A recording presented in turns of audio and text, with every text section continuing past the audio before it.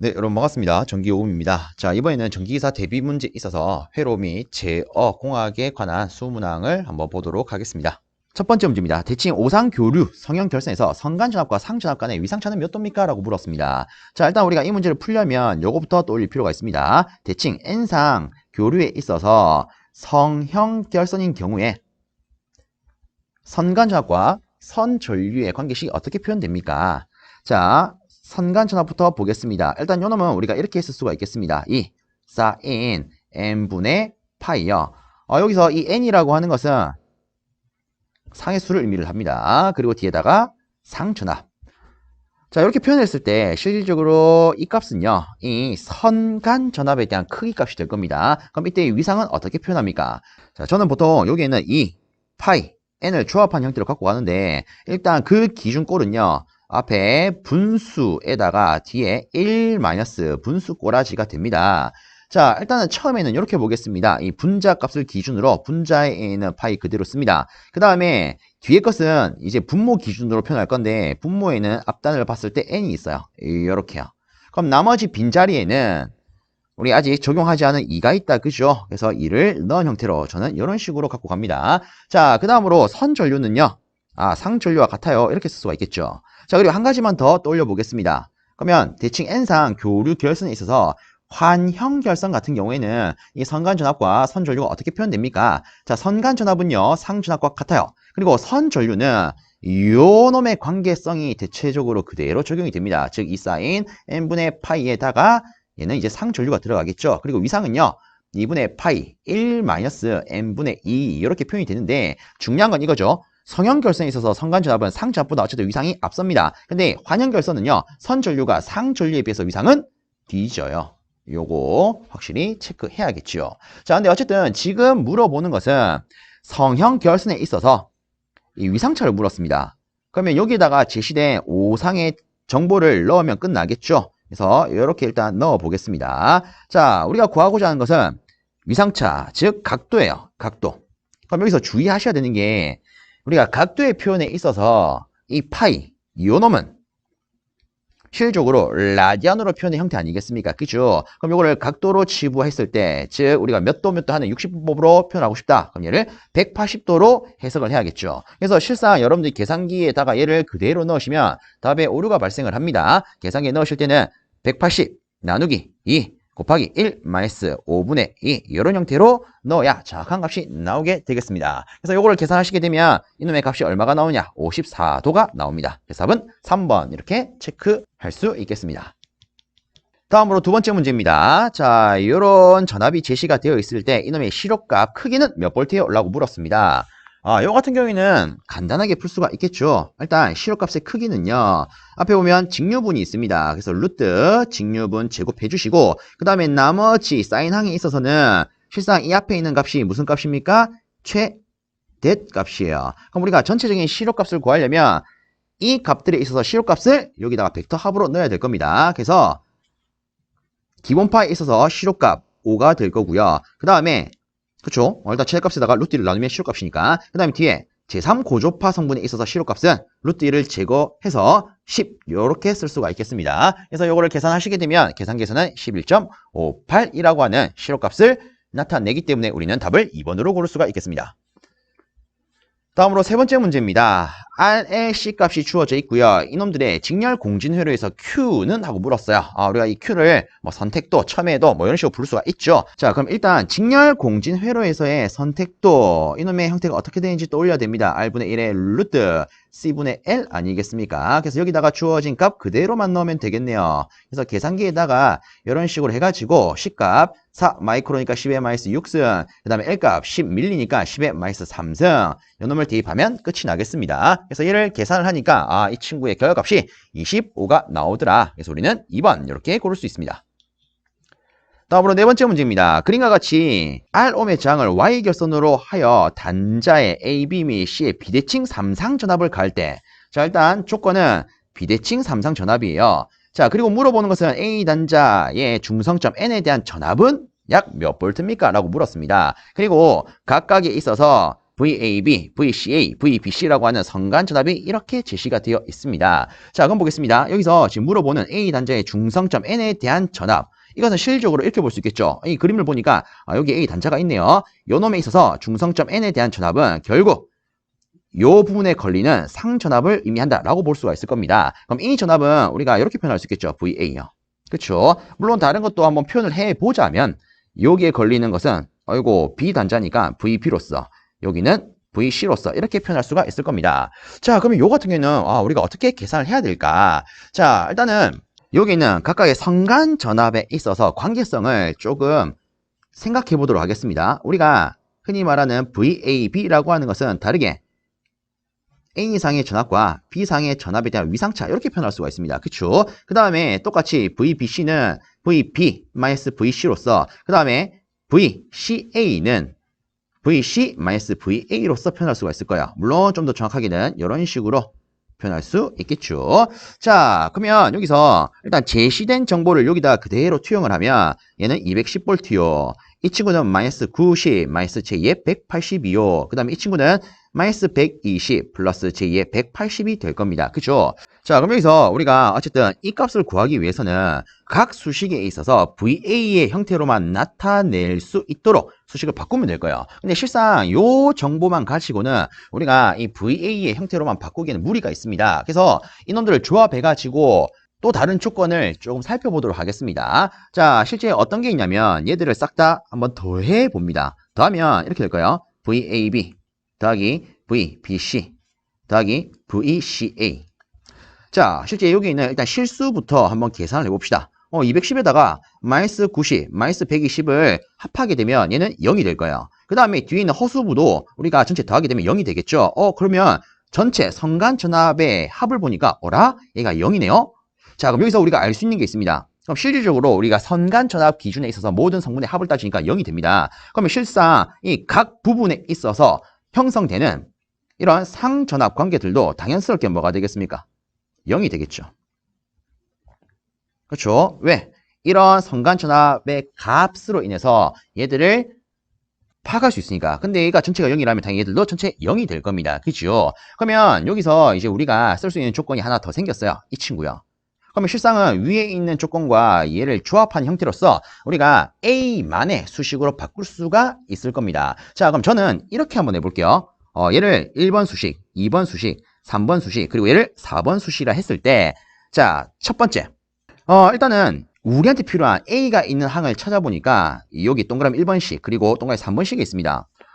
물론 우리가 이놈과 이놈을 조합한 형태로서 뭐 다른 결과를 뽑아낼 수 있겠지만 좀 더 간단히 접근하기 위해서는 항목이 작은 1번씩 가지고 쓰는 게 조금 편할 수 있겠네요. 저는 이렇게 하겠습니다. 동그라미 1번씩과 동그라미 4번씩을 한번 더해 볼게요. 더해 보겠습니다. 그러면 실질적으로 이렇게 되겠죠. 요 두 개 더하면 이 VA요. 자, 그 다음으로 이것 두 개는 사라집니다. 그럼 나머지 얘만 적어서 이렇게 표현할 수 있겠네요. 그럼 이때 어쨌든 210과 0이 더해지는 거니까 이것 자체는 그냥 210V 이렇게 표현이 될 겁니다. 그쵸? 자, 그럼 보세요. 이제 이놈 기준으로 다시 보면 어쨌든 얘는 A와 C에 대한 합성값이 됩니다. 그러면 우리가 이놈 가지고 어쨌든 A에 대한 값을 뽑아내야 될 거기 때문에 자, 위에 있어서 이 둘로 표현되는 거 찾아보겠습니다. 요 놈 있죠? 그러면 다시 이 두 개를 조합하면 A에 대한 값으로 표현할 수가 있겠네요. 그죠? 그럼 요거는 어떻게 하면 될까? 자, 두 번째. 이렇게 한번 해보겠습니다. 요 위에 있는 이 수식에다가 자, 어쨌든 A 값을 남겨야 되니까 C 값은 없애줘야겠죠? 그래서 마이너스 동그라미 3번 수식 이렇게 해볼게요. 그럼 얘를 이제 이렇게 한번 적어보겠습니다. 일단은 요 값에다가 얘를 뺄 거기 때문에 일단은 앞에 있는 문자 기호 기준으로 적으면 이 VA 더하기 VC에다가 이 값이 빠지는 거지 않습니까? 마이너스 VC 마이너스 VA. 자, 그 다음에 뒤에 있는 숫자들을 조합을 하게 되면 210에다가 마이너스 요 값이죠. 마이너스 120 플러스 제2의 180 이렇게 될 거예요. 그럼 요거를 정리를 하게 되면 일단 이 가로 안에는요 다시 마이너스 분배를 했을 때 얘는 이렇게 될 겁니다. 그러면 이거 사라지겠죠. 그래서 이 좌변항은요 3VA가 될 겁니다. 그 다음에 우변항 자 얘를 다시 적으면 플러스 120 마이너스 제2의 180이 될 거예요. 그러면 다시 우리가 이걸 계산했을 때 얘는 330 마이너스 제2의 180 나오겠죠. 그럼 요걸 가지고 우리가 양변을 3으로 나누게 되면 얘는 110 마이너스 제2의 60 볼트 이렇게 나올 겁니다.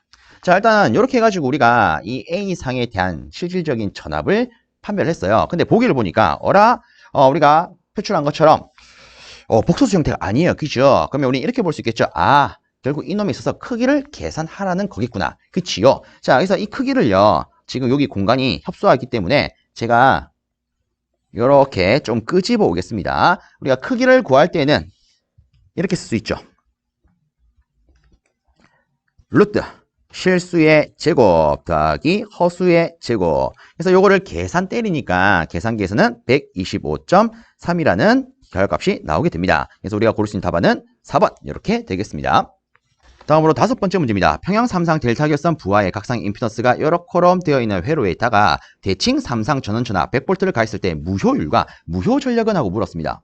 자, 일단은 우리가 간단하게 그림으로 도시를 조금 해서 해석하도록 하겠습니다. 자, 여기에 델타 결선이 있고요. 그리고 여기에 뭐 임피던스가 각각 8 더하기 제2의 6이래요.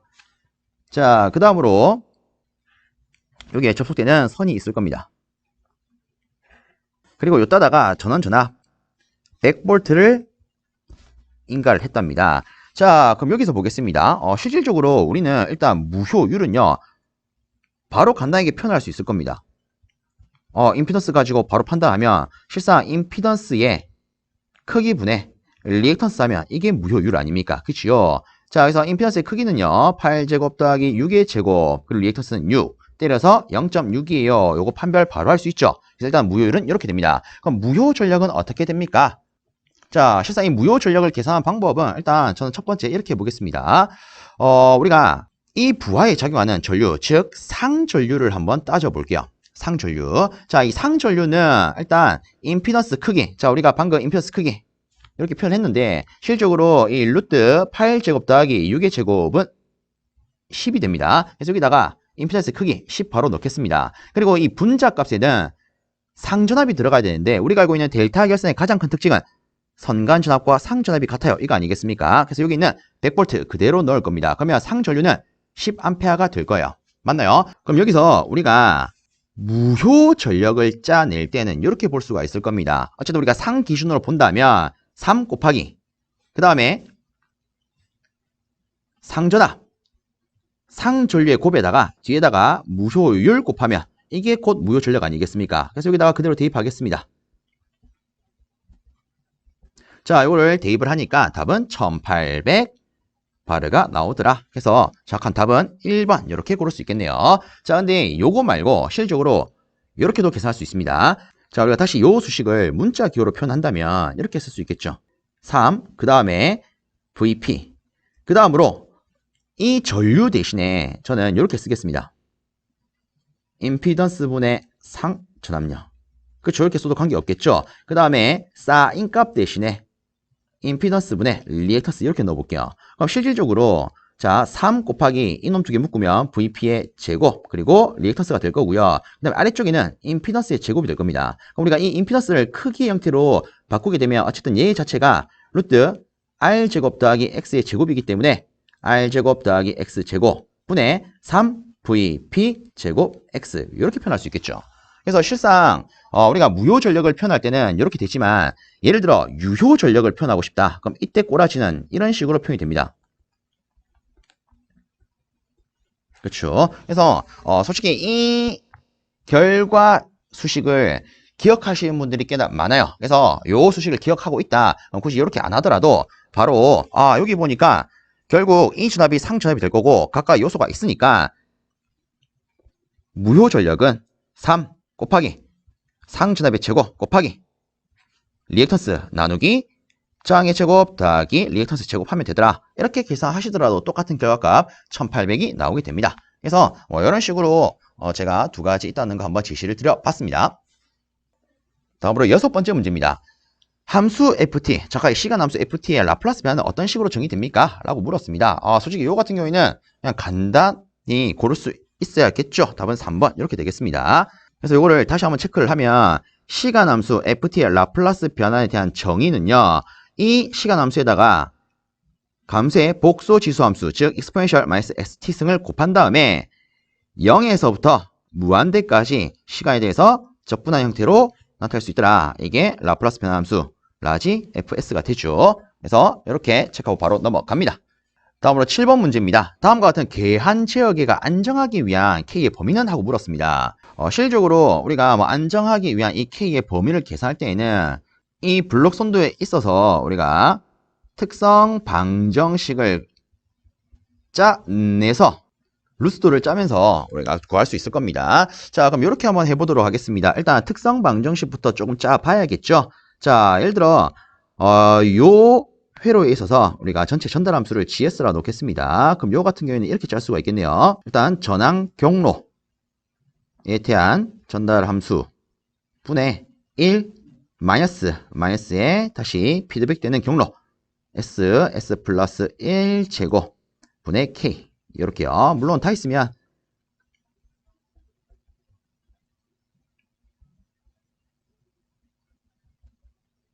이렇게 될 겁니다. 어쨌든 우리가 말하는 특성 방정식은 요 분모항에 있어서 얘가 0이 되는 꼬라지 요거 아니겠습니까? 그래서 이렇게 했을 때 우리가 양변에 S 곱하기 S 플러스 1의 제곱을 취하게 되면 이렇게 될 겁니다.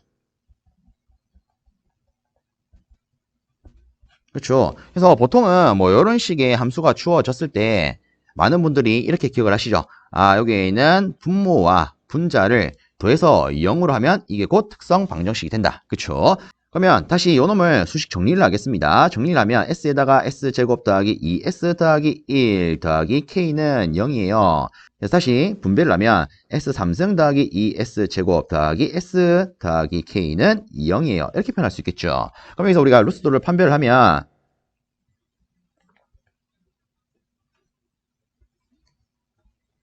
이렇게 될 겁니다. 일단 S3승에 대한 것을 적으면 우리가 첫 번째 개수, 세 번째 개수 해서 1 이렇게 쓸 수가 있고요. 그리고 두 번째 S제곱에 있어서는 두 번째와 네 번째에 대한 개수로서 2와 K 이렇게 쓸 수가 있습니다.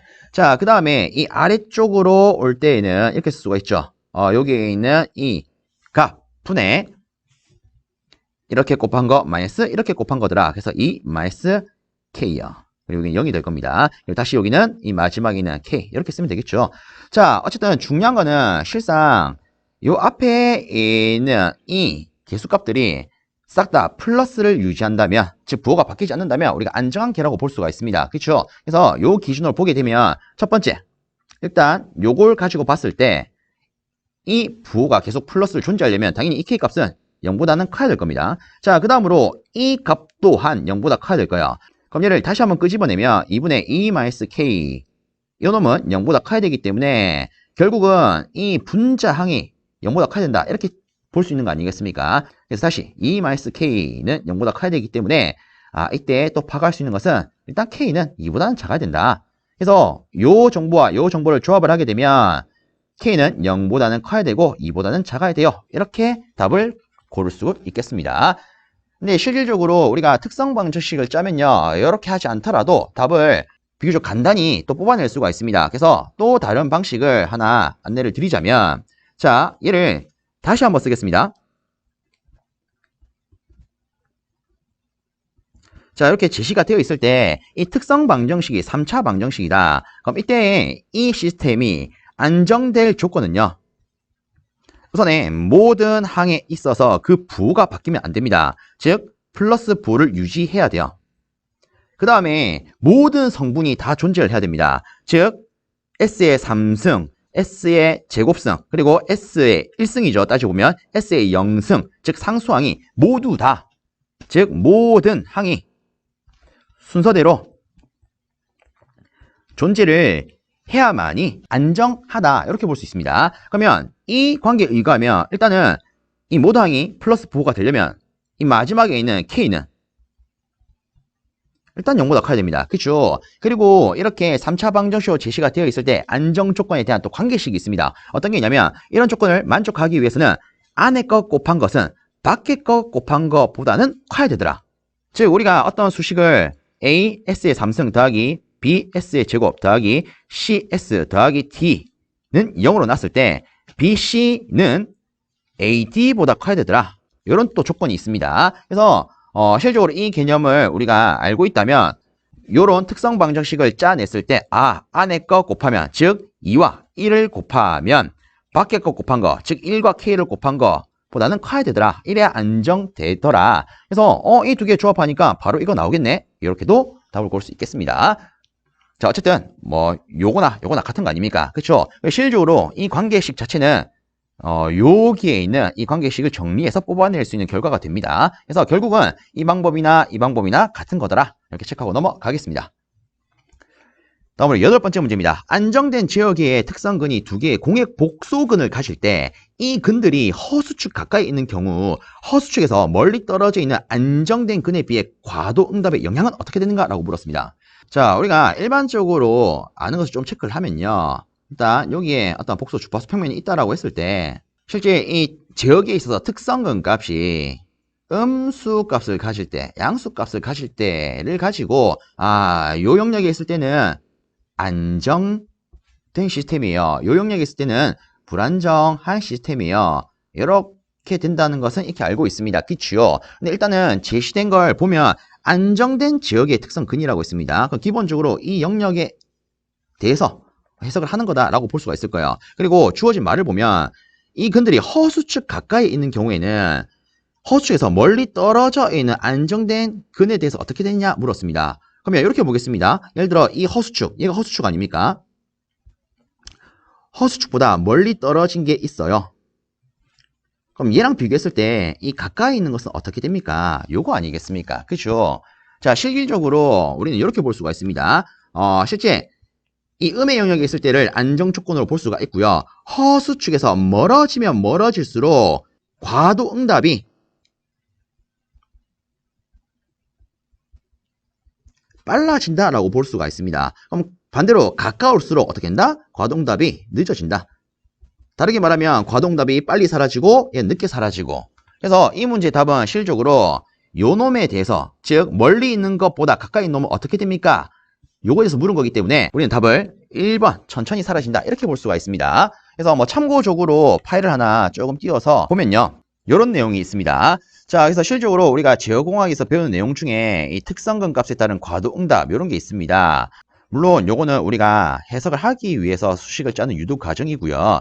어쨌든 우리가 결과론적으로 따지면 요런 수식 관계로 표현할 수가 있습니다. 그럼 요거를 기준으로 했을 때 우리가 이 특성근 값이 어떠한 형태를 갖느냐에 따라서 이렇게 여러 가지 과도응답을 볼 수가 있는데 간단히 여기에 있는 지금 마우스 커서 왔다 갔다 하고 있는 이 동그라미 A 항에 대해서만 보겠습니다. 실제 이 두 개의 특성근이 마이너스 실수값을 가질 때 실제 전달함수는 이런 꼬라지로 표현이 됩니다. 그럼 일단은 보시면 어쨌든 간에 이 뒤에 있는 이 형태 자체가 뭡니까? 감세 복소 지수함수지 않습니까? 그죠? 그럼 이때 이 특성근 값이 크면 클수록 당연히 이놈의 곡선은요. 여기에 나와 있는 것처럼 크게 변환되는 걸로 표현이 될 겁니다. 그래서 여기 자세히 보시면 뭐 요 놈이 좀 쪼까나긴 한데 자, 요 놈을 제가 일단 확대를 좀 시키겠습니다. 확대를 시키면 이렇게 되겠죠. 자, 그래서 자 보시면 지금 여기 근에 있어서 지금 얘는 안정된 영역에 표현이 되어 있습니다. 그래서 시그마 1, 시그마 2가 있을 때 실상 이 시그마 2가 허수축보다 어떻습니까? 더 멀리 있죠. 그렇죠? 그럼 이때 이놈에 있어서 나타낼 수 있는 그래프는 이렇게요. 근데 이 허수축에 가까이 있는 것을 보면 얘는 좀 약간 완만하게 바뀌는 형태로 표현이 되는 것을 볼 수가 있습니다. 그럼 이렇게 변화가 크게 나타나는 것은 결국 안정된 상태로 빨리 변화할 수 있다를 의미하는 거 아니겠습니까? 다르게 말하면 과도 상태가 빨리 사라지더라. 그럼 얘는요, 변하는 시간이 이 그래프에 따라서 오래 지속이 되기 때문에 과도 상태가 천천히 사라지겠네. 이렇게 볼 수 있겠죠.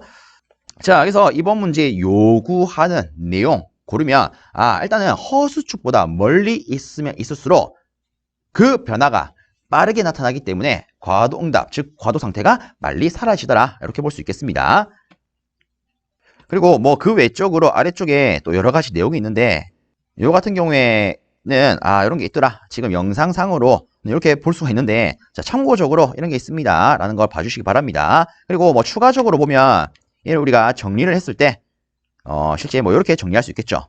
제동비와 특성근 위치에 따른 과도응답과 안정성이라 해서 제가 여기다 그림을 나타냈는데, 일단 안정된 영역으로 보시게 되면요, 이 특성근이 실수축에 이렇게 겹쳐 있다. 그러면 비진동 상태로 이런 식의 곡선이 나타나는 것을 알 수가 있습니다. 근데 이 특성근이 허수값을 포함하고 있다. 그럼 이렇게 감쇄 진동의 형태로서 표현할 수가 있겠습니다. 그리고 불안정하게 되면은 여기 있는 것처럼 발산을 하는 형태로 표현이 되겠죠. 그리고 다시 한 번 더, 실제 이 안정된 영역에서 그 특성근 값이 허수축 기준으로 멀리 있다. 멀리 있을수록 이 감쇄 진동하는 것 자체가 빨리 변화해서 사라지더라. 이렇게 다시 체크하고 이번 문제 마무리하도록 하겠습니다. 자, 그래서 다시 체크를 하면 허수축에서 그 특성근이 멀어질수록 과도 현상은 빨리 사라지고요. 가까울수록 늦게 사라지더라. 그래서 이번 문제는 허수축 가까이 있는 놈에 대해서 물은 거기 때문에 답은 1번 이렇게 볼 수 있더라. 자, 이렇게 하고 넘어갑니다.